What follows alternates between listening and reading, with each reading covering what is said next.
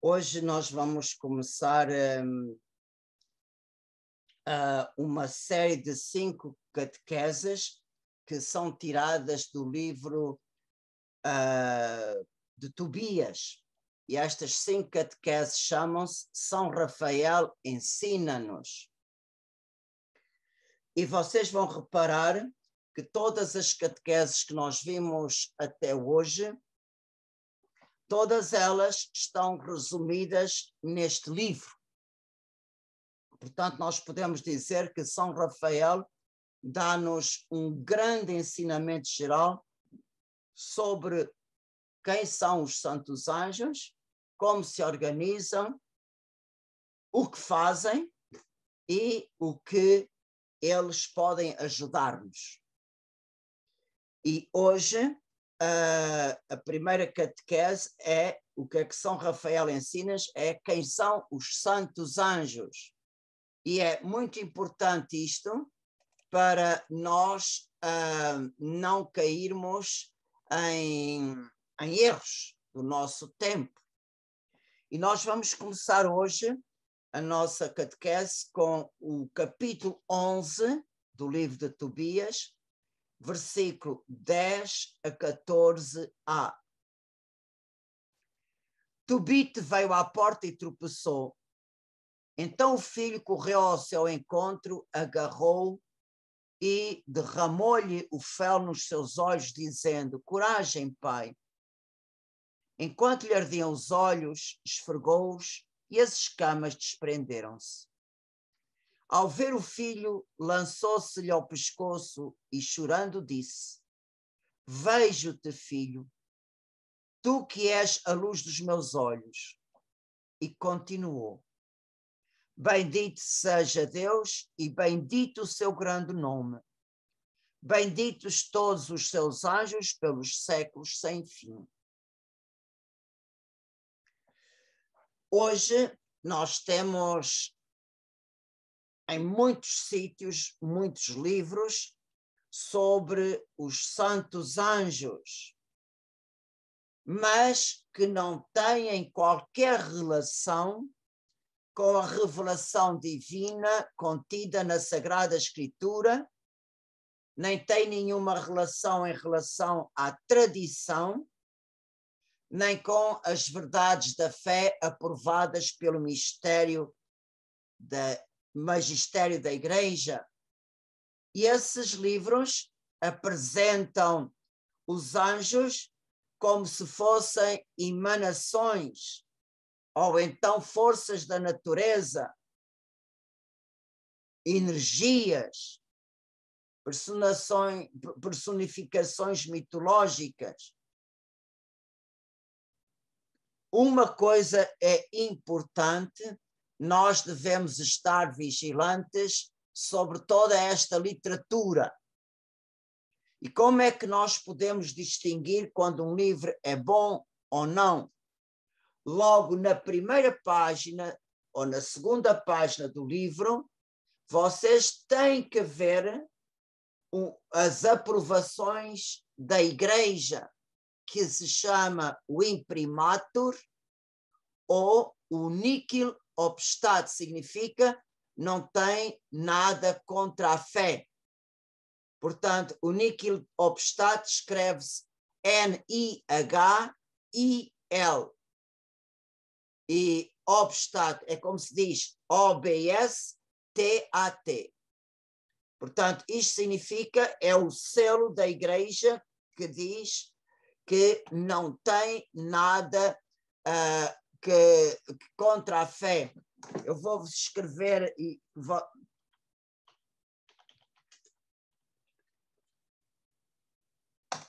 portanto, vocês veem nos vossos ecrãs estas palavras. Nihil obstat significa não tem nada contra a fé. E o imprimatur, portanto, é a aprovação de um bispo, normalmente é um bispo ou alguém encarregado de uma diocese, que dá a permissão para se publicar esse livro, e nós podemos com toda a segurança lê-lo, porque realmente está de acordo com a doutrina da Igreja.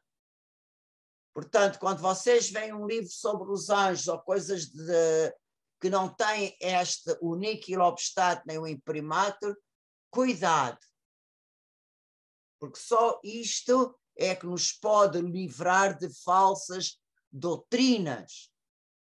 E vocês sabem que hoje há muitos erros, muitos erros, muitos erros. Portanto, há muito joio misturado com o trigo e chega-se a uma altura que é muito difícil fazermos a distinção da verdadeira doutrina da falsa doutrina. Portanto, a primeira coisa que nós devemos sempre perguntar-nos: quem são os santos anjos? E, segundo a revelação divina, segundo a revelação de Deus contida na Sagrada Escritura, na tradição, no magistério da Igreja, a primeira verdade fundamental é esta: os anjos, do nada, foram criados por Deus. E é esta verdade que nós dizemos no credo: creio em Deus Pai Todo-Poderoso, Criador do céu e da terra, de todas as coisas visíveis e invisíveis. Portanto, quando nós dizemos o Deus Criador de todas as coisas visíveis e invisíveis, nestas coisas invisíveis estão os santos anjos. Portanto, todos eles receberam o seu ser, quer dizer, a sua vida, a sua existência, das mãos de Deus. Deus é o ser infinito, sem princípio, sem fim. Deus é aquele que é, como diz a Moisés: eu sou aquele que sou. E realmente o Senhor é, e é a fonte do ser de todas as criaturas. Portanto, quando se diz Deus Criador, significa a Santíssima Trindade. Portanto, tanto é Criador o Pai, como é o Filho, como é o Espírito Santo. Portanto, vemos no credo também, a gente chama ao Divino Espírito Santo Senhor que dá a vida. Portanto, Senhor que dá a vida, também Ele está na origem de todas as criaturas espirituais e materiais. Como também diz o princípio do Evangelho de São João: no princípio era o Verbo, e o Verbo era Deus. Tudo se fez por meio dele, e sem ele nada foi feito. Portanto, a Santíssima Trindade é a origem de todas as coisas, é o único princípio. Isto é muito importante. Por quê? Porque vocês vejam, nesses livros que há da nova era, da New Age, falam de anjos como emanações, como energias, etc., mas que não têm Deus como origem. E também Deus não é um ser pessoal. E os santos anjos são seres pessoais de uma natureza diferente da nossa. Eu só vou fazer esta explicação: o que é que faz nós, seres humanos, sermos pessoas? É as faculdades da nossa alma. Nós somos seres inteligentes, somos capazes de conhecer a Deus, conhecermos a nós e aos outros. E temos uma vontade livre, nós temos uma personalidade. E, portanto, somos seres pessoais. Nós podemos dizer: eu sou uma pessoa individual. E é. E os anjos também têm a sua inteligência própria, têm a sua vontade própria, têm a sua personalidade própria, só que são de uma natureza diferente da nossa. Eles são puramente espirituais. Portanto, não são energias, não são forças da natureza, não, são seres pessoais que Deus chamou à vida. A segunda verdade fundamental acerca dos santos anjos é para que é que Deus criou os anjos? Diz-nos o novo catecismo da Igreja Católica que a criação não é fruto do acaso. A criação, ela saiu da vontade, do amor de Deus. Deus voluntariamente chamou à vida todas as coisas.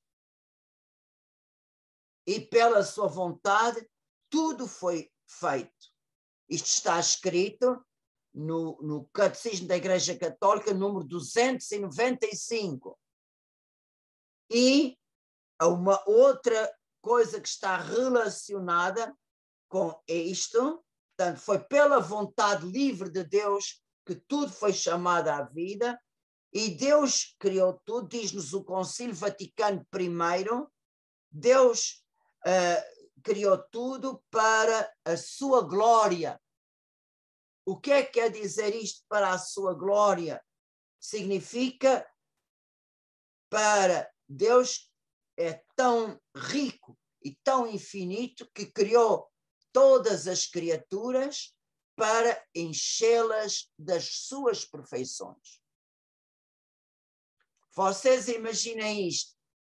Cada um de nós é uma obra-prima do amor de Deus. Único. Nós somos como um lindo quadro que Deus fez. Uma linda pintura. E cada pessoa que admira um quadro bonito, automaticamente louva o autor que a fez. Olha, este pintor tem arte, tem jeito para fazer isto. E nós somos capazes de realmente ver, é uma coisa bonita, é uma coisa que encanta, é uma coisa que eleva o espírito. Portanto, todas as criaturas, ao estarem adornadas com as perfeições de Deus, com a sua beleza, com a sua sabedoria, etc., realmente nós só temos que glorificar quem nos fez como somos. Portanto, ao ver-nos adornados pelas perfeições divinas, realmente nós damos glória ao nosso Criador, damos glória por tudo o que o Senhor livremente fez em nós. É como Nossa Senhora disse no Magnífica, o Senhor fez em mim maravilhas, santo é o seu nome. Portanto, vemos que realmente nós, ao contemplarmos o que somos, o que Deus pôs em nós, só temos que glorificar a sua bondade, a sua misericórdia, a sua omnipotência, a sua sabedoria.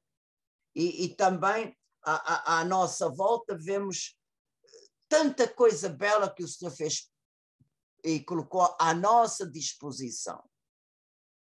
Portanto, nós vemos isto, este pensamento está no número do Catecismo da Igreja Católica, no número 293 e 319. Portanto, tudo foi criado para a glória de Deus, está incluindo também os santos anjos. Por isso, a primeira verdade que nós temos que reter é esta: do nada Deus fez tudo, inclusive os santos anjos.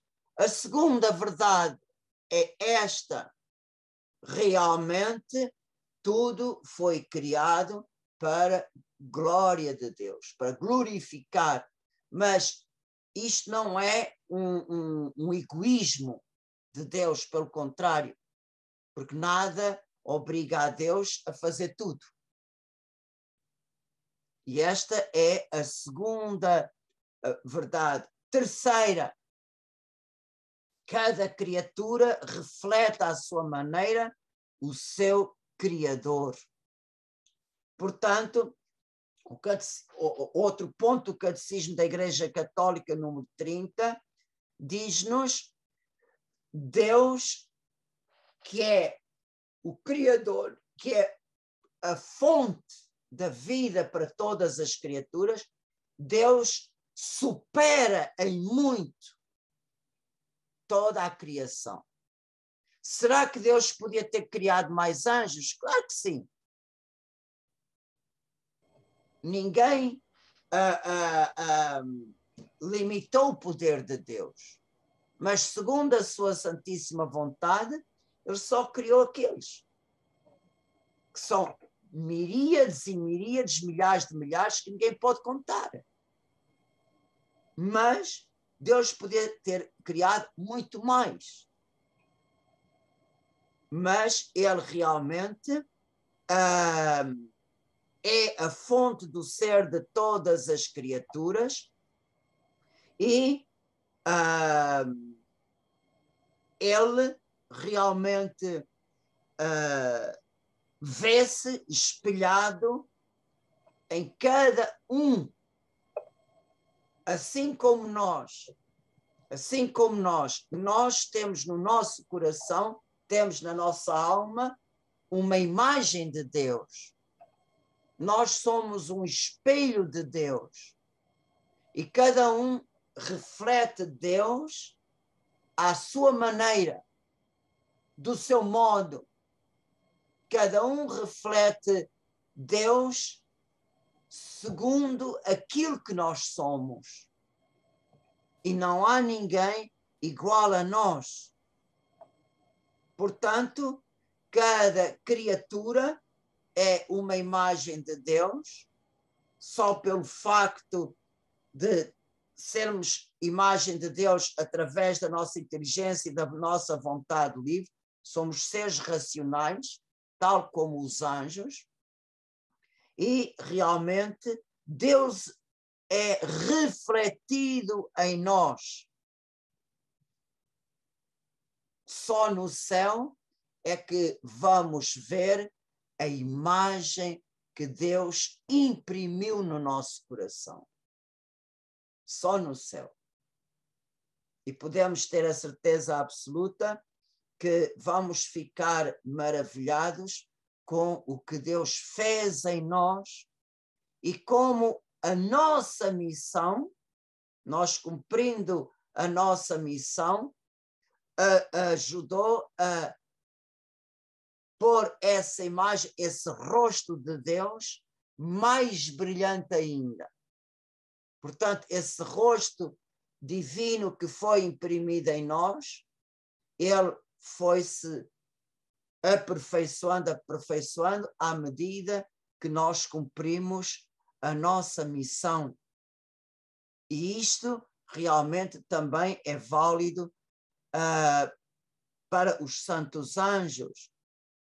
E em resumo nós podemos dizer, como cada criatura é um ser único, irrepetível, não há ninguém igual a nós. Vocês podem ter a certeza, não há ninguém igual a nós. Não há duas missões iguais. Não há. Se nós deixarmos de fazer a nossa missão neste mundo, olhem que ninguém a pode fazer por nós. À nossa maneira, do nosso modo. Porquê? Porque nós somos únicos e repetíveis. Nós somos seres pessoais. E isto é válido, está presente de uma maneira extraordinária, tanto no homem como no anjo. E, portanto, como nós somos seres pessoais únicos e irrepetíveis, cada um reflete em si um traço da perfeição infinita de Deus. Vocês não tenham medo de dizer: eu tenho em mim um rosto de Deus, uma imagem de Deus, que realmente faz de nós algo preciosíssimo. Somos fruto do amor de Deus. E então, embora nós já tínhamos falado neste ponto, o último ponto de quem são os anjos, e é isso que nós devemos reter com toda a força, diz-nos Santo Agostinho: a palavra anjo designa um ofício, uma missão. O que é que quer dizer a palavra anjo?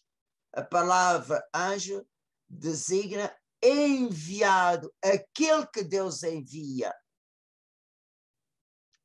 Portanto, diante de Deus, portanto, estas criaturas puramente espirituais são chamados espíritos bem-aventurados. E quando um espírito bem-aventurado, um espírito da corte celeste, o Senhor envia, esse espírito toma o nome de anjo. Portanto, aquele que envia é o mensageiro de Deus. Portanto, os anjos são mensageiros de Deus, são servos de Deus que Ele envia em nosso favor. Em nosso favor, porquê? Porque nós precisamos desta ajuda. Nós não estamos neste mundo para passar férias. Nós estamos aqui para um combate que não é fácil. E é um combate todos os dias. Todos os dias nós temos dificuldades. Uns dias mais, as dificuldades são mais leves, outras são mais pesadas, mas nós estamos aqui para um combate. E muitas vezes este combate não é só entre nós.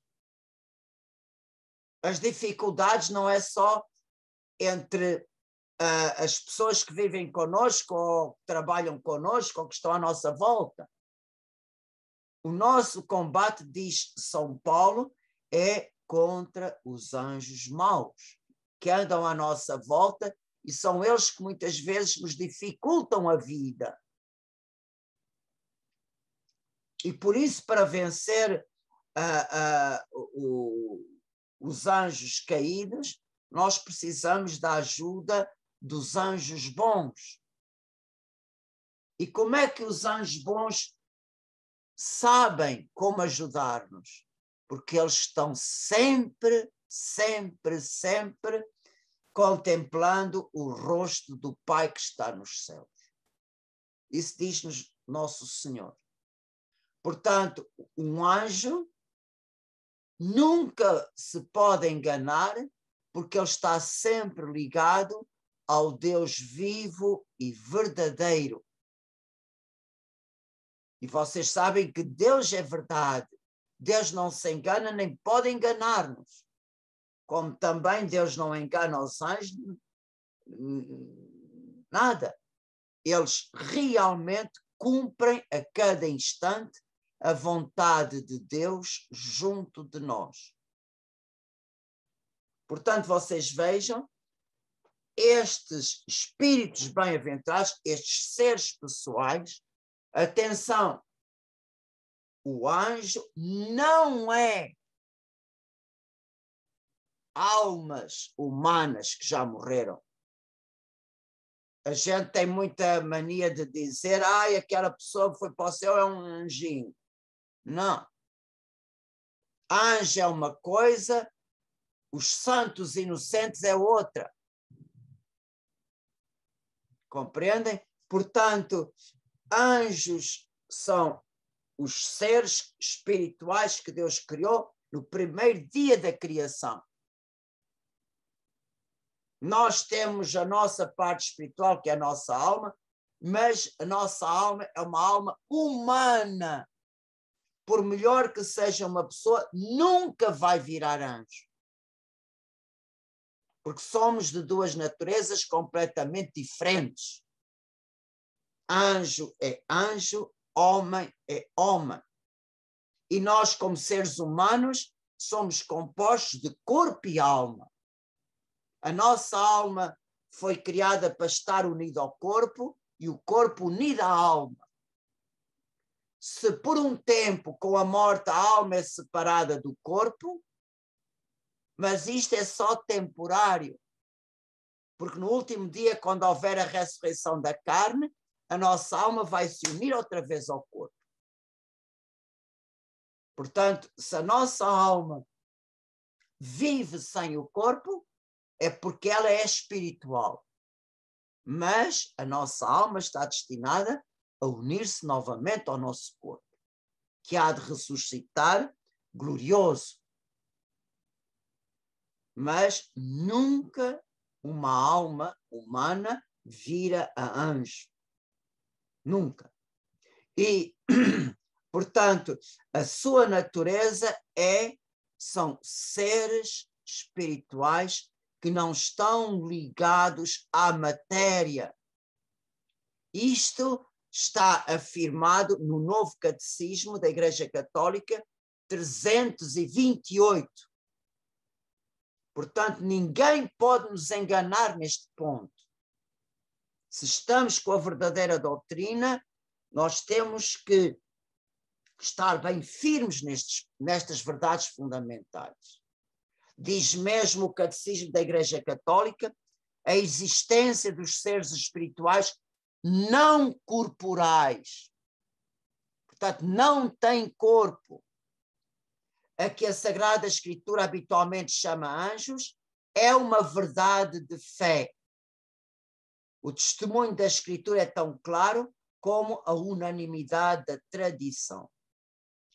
E esta natureza espiritual, São Rafael deixa muito claro no livro de Tobias. Vocês anotem estas duas passagens que são fundamentais. Tobias 12, versículo 17 a 19. E também Tobias 3, versículo 16 a 17. Sobre a sua natureza, São Rafael diz o seguinte: louvai a Deus por toda a eternidade.